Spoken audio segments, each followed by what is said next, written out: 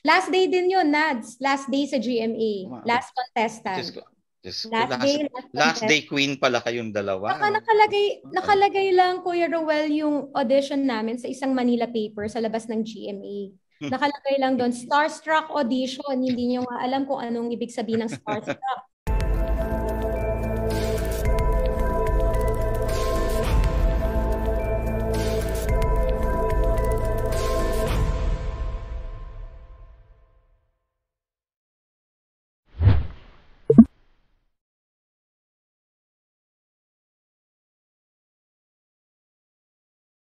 Ako po, Tito Ruel, pumila ko.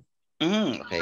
Pero ako yung parang bandang mga last batch na ako. Parang huling araw na yun. Okay.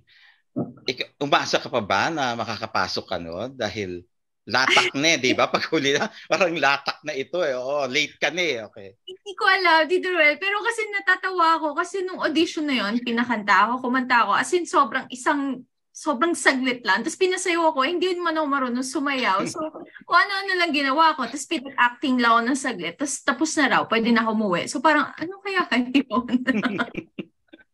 At yun naman 20 years after, ayan, nandiyan ka pa rin, di ba? Ayun, ang konsuelo do, di ba?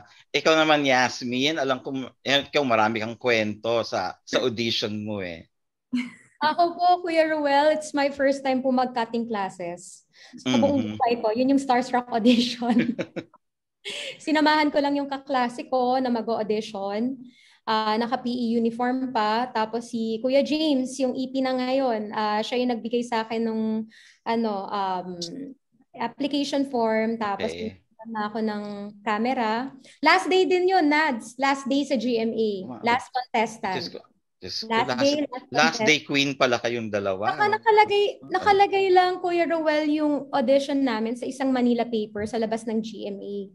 Nakalagay lang doon, Starstruck Audition. Hindi niyo nga alam kung anong ibig sabihin ng Starstruck. Pang-click ba to? Pang ano ba to? Ano to yung dating sikat kay Paolo Bejones? Parang yung extra challenge. Extra challenge. Akala ko extra challenge to kasi reality show daw. Pero hindi, isa siyang reality-based artista search. Kaya nakakapanibago, parang ano to? Pero lahat competitive. Hindi namin alam lahat ang pinapasok namin. Lahat kami bagets, teenagers. Fresh lahat. No? Fresh lahat.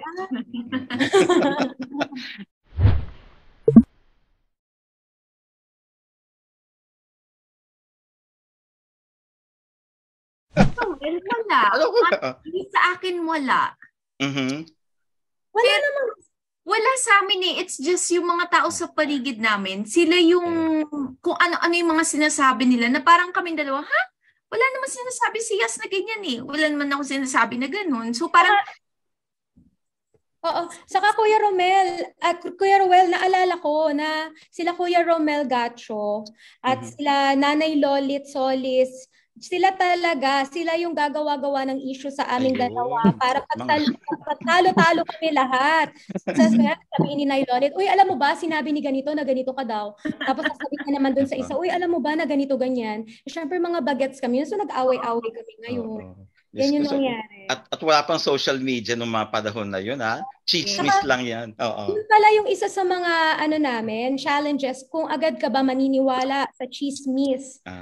Kung nagsabi sa'yo na, uy, alam mo ba, sabi ni ganito, ganyan. Diba in showbiz talaga ganon. Minsan may nung balita ka malalaman. So, wag ka agad maniniwala. Kailangan malaman mo agad from that person kung narinig mo ba talaga. Kasi ang daming chismis. Kahit naman sa outside showbiz, di ba? Daming marites. So, wag agad maniniwala.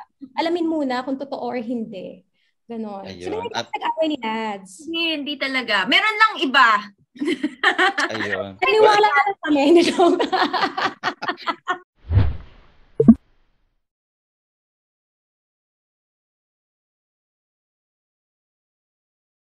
Opo. Actually, ako rin po, dream project ko rin, isa sa mga dream projects ko ang makasama uli si Direk Lino Cayetano sa isang show or isang movie or kahit anong reunion project dahil siya yung pinakaunang director namin sa Starstruck. And masaya sana kung siya ang magdidirect ng reunion project ng Starstruck Batch 1. Masayang-masaya yun.